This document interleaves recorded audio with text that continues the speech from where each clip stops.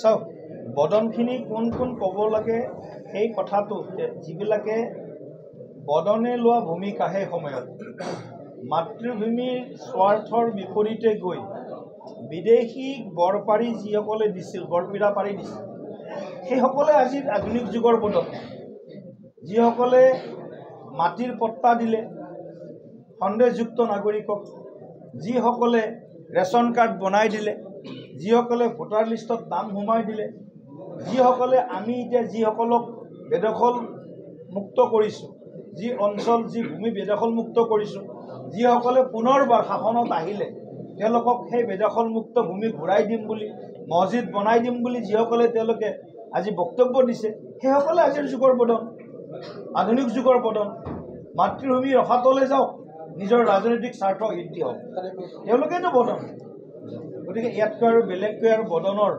তাকো দেখুৱাই দিব নালাগে বদনবিলাকৰ প্ৰেছ কনফাৰেন্সবিলাক আপোনালোকে মাজে মাজে কভাৰ কৰি থাকে বহুতো বদনৰ প্ৰেছ কনফাৰেন্স আপোনালোকৰ জৰিয়তে আমি টিভিত দেখিবলৈ পাওঁ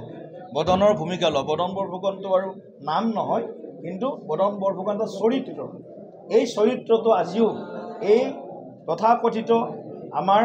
সেই সময়ৰ মোগলৰ উত্তৰাধিকাৰী সকলে এতিয়াও সেই মানসিকতাৰ পৰা উদ্ধাৰ পোৱা নাই সেই মানসিকতা লৈ আছে আৰু সেই মানসিকতাকে শাসনৰ বাগজৰীত অহাৰ জখলা হিচাপে যিসকলে ভাবিছে সেইসকলক মই বদন আখ্যা দিছোঁ যিসকলে দেশৰ স্বাৰ্থ ৰাজ্যৰ স্বাৰ্থৰ বিপৰীতে গৈ কেৱল ভোট বেংকৰ ৰাজনীতি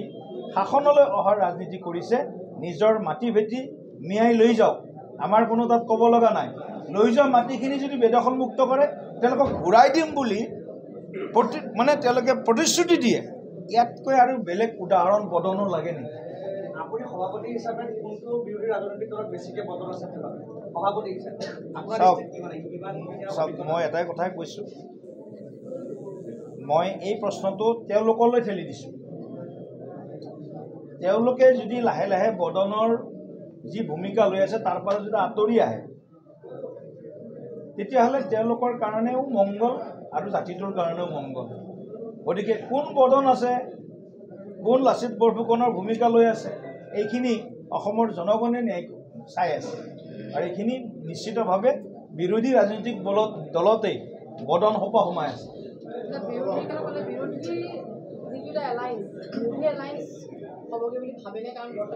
তেওঁলোকৰ কথা মই কালিও কৈছোঁ